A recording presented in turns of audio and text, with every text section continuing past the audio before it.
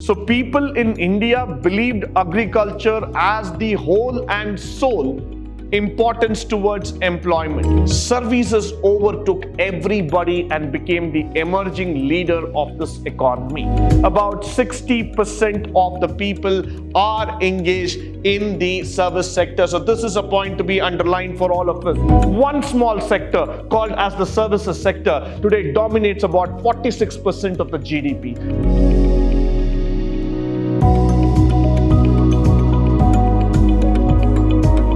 Good morning and welcome to the third session of Chapter 7, Employment and Growth. We have been speaking about the importance of employment, the importance of growth towards the national income. We have also been looking into what are the factors that really drive employment and growth in India. In the coming session, we are going to look into the factors, how we are developing the concept of employment in various sectors and in various factors altogether. So now, let's move forward and try to understand what are the topics that we are going to look together in the session. Now, the first thing that we are going to see today is the one and the most important topic, employment in firms, factories, and offices. Now, the concept here is very, very simple, but yet it is quite critical and quite vast. So let us try to understand this process of employment in firms, factories, and offices. In the course of economic development, as we are talking about, in any country, labor flows from agriculture, no doubt about it, and into the other related activities to industry and service. India, as a country, embraced agriculture hundreds and thousands of years before. We were a country that grew out of agriculture. Even after the independence, till the year 1980s, not much of effort was really taken to the urbanization towards the manufacturing setup. So people in India believed agriculture as the whole and sole importance towards employment, and they believed in that profession, in that occupation to the maximum level.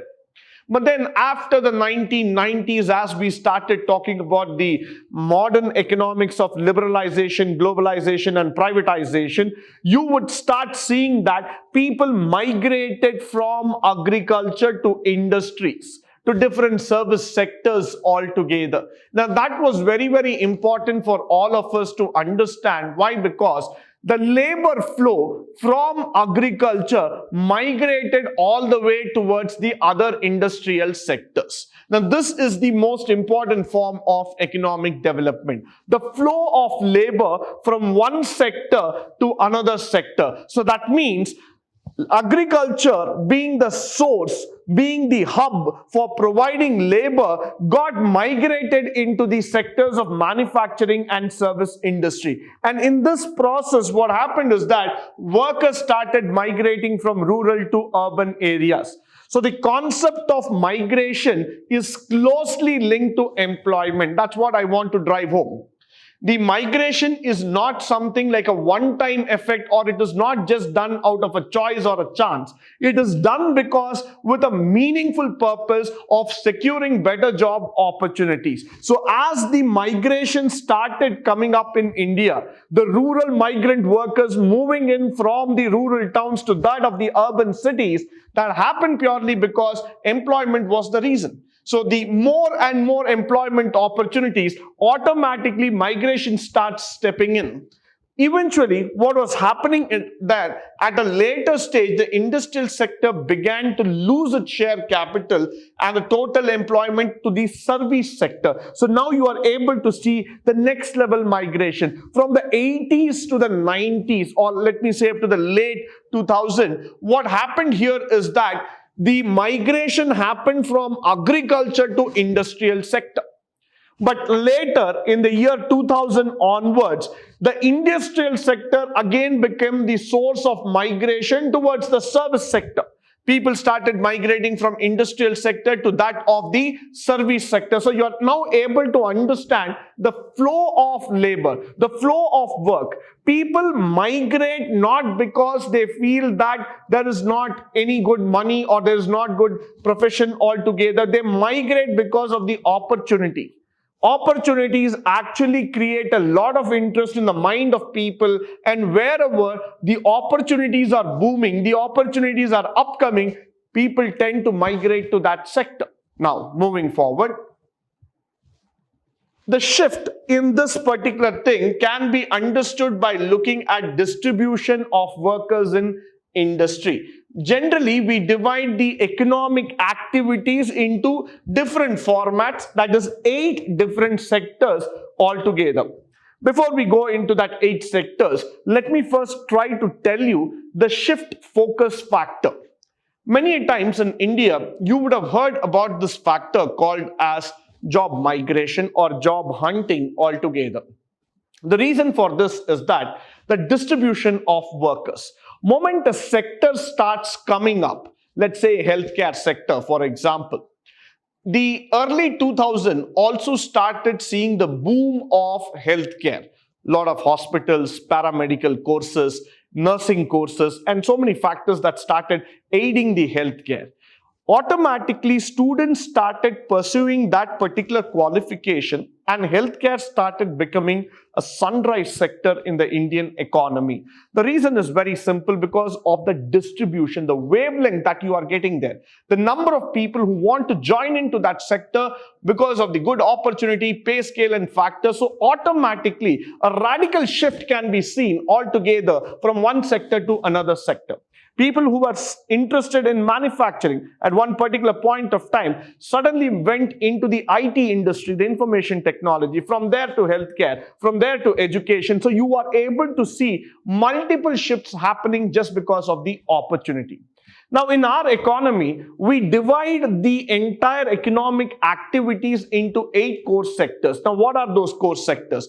We start with agriculture, the backbone of Indian economy. We move to mining and quarrying, which is one of the biggest factors of economic development. Manufacturing, not to forget, the one more pillar of the economy. Then we talk about the amenities, the facilities factors, that is about the electricity, gas and water supply. Construction, as I've always told you, that is the labor hub altogether.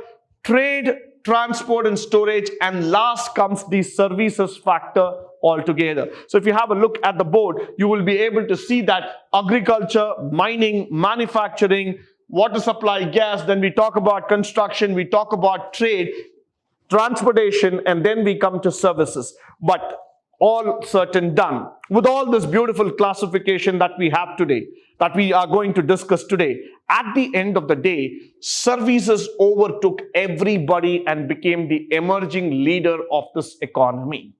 Look at the wonderful transformation that has happened in the Indian economy. When you have 8 core sectors, 8 large sectors, that is determining the national income of such a great country with 138 crore population. One small sector called as the services sector today dominates about 46% of the GDP. So that is where you need to see the importance of service sector coming up, emerging as a leader and trying to attract the maximum employment. Now, what happened here is that for a simplicity's sake, what we try to do is that we try to just club the situation into primary activities and the non-primary activities. So the primary ones would be agriculture, mining, and then we wanted to take even manufacturing as one of the thing. And the secondary would also start involving with the electricity, gas, construction and thing. Services sector, which does involve the transportation and services by itself. Now, what we are trying to do here is that the primary, secondary and the tertiary factor, that is the base classification of employment that we have been doing in this scenario. But all said and done, if you start saying the tertiary group, that is the transportation, logistics, storage, inventory, warehousing, all this kind of business with the services, customer service, BPOs, data processing hubs, all these kind of services job started taking the center stage and they dominated the entire employment opportunity in India. Moving forward, Now, the primary sector is the main source of employment for majority of workers in India. No doubt about it. Agriculture being one of the biggest livelihood or the source of income for majority of people in India. So agriculture has the right to claim that fact that yes, we do provide the maximum employment. The secondary sector provides employment to only about 16%.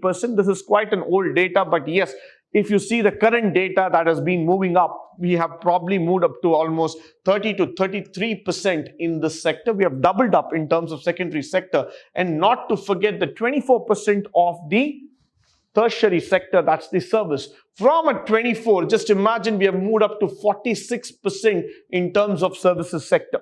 With the e-commerce coming into picture, we have seen a rapid development in the services sector.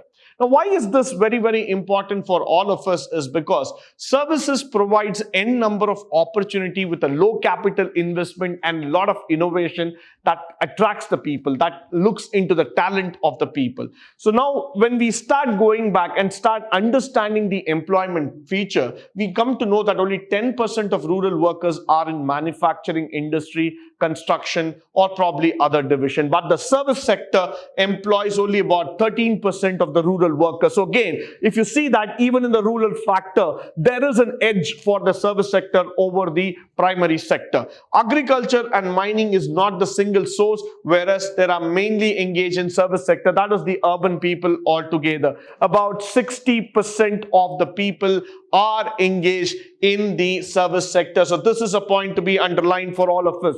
60% of the urban population in the service sector. That is the only region for a population explosion to happen altogether in the urban areas. When you look at cities like Chennai, Mumbai, Delhi, Bangalore, Calcutta, or probably Gurgaon, Hyderabad, Lucknow, or if you even start looking at Chandigarh, Mohali, and all those places which started coming up, including Jaipur, Indore, all those cities started exploding in terms of opportunities and growth just because of the factor of the services sector. So 60% of the workforce. Now you can imagine the tremendous pull that a service sector has got towards the economy. So it is definitely the largest contributor in terms of the national income, and it's definitely staying ahead of all of us in terms of providing opportunities, in terms of providing innovation for the people. Now, moving forward, though both men and women workers are concentrated in the primary sector, women workers concentration is very high there. That means in the service sector, this has been definitely a game changer altogether. Until now, if you look into the agricultural sector, or if you would have looked into the manufacturing sector, the biggest challenge was the question about men and women. Many a time, if you start looking into the Indian economy, especially into the working class situation altogether, the gender bias, the gender inequality sustained for a very, very long time. Most of the offices, most of the manufacturing belts and the situation were more attractive towards the men, and they did not give importance to the women population altogether. But moment the services sector started booming up in India, that was the opportunity for the women population of India to pick up some of the best jobs. And today when you see that factor, it is quite true. With all the e-commerce companies, with all the services company, they do give a lot of importance to the women population, and they are able to get steady jobs in that particular sector. So definitely the service sector has been a game changer, has been an eye-opener to our country, trying to provide a lot of opportunities, trying to provide a lot of ideas, and try to giving you the pathway to growth altogether. More than 3/4 of the female worker is employed in primary sector, whereas only half of the males work in that sector. This is also quite true. Why? Because now you would see that in the primary sector also there are a lot of people who are getting employed. Women are coming into the picture, but then half of the males are there. Most of them are migrating out of the sector. So this is going to become yet another challenging phase altogether. Men get opportunities in both primary, secondary, as well as the tertiary sectors. But primarily, if you start looking here, these two sectors, the secondary and the service sector, is where now even the men are concentrated. Now, why I want you to put up on this point is that if you start seeing the concept of computer-based education or computer education itself was one of the reasons where services sector started picking up like anything. In the late 2000s, it became a trend or it became a need or a necessity for most of us to start learning something about computer science, either in the form of hardware or in the form of software. So slowly, the attitude of shifting yourself from the primary and secondary sector to the service sector started picking up in the mind. And that was one of the reasons there was a lot of enrollment in computer science related courses, and the job opportunities also started booming up in that sector. Now, moving forward. With this, we come to the end of this session. I hope and believe that this session was educative, informative, and interesting. In the next session, we shall talk about the growth and development through employment in various sectors. Until then, stay blessed, stay tuned, and stay enlightened forever. Thank you once again for joining me today.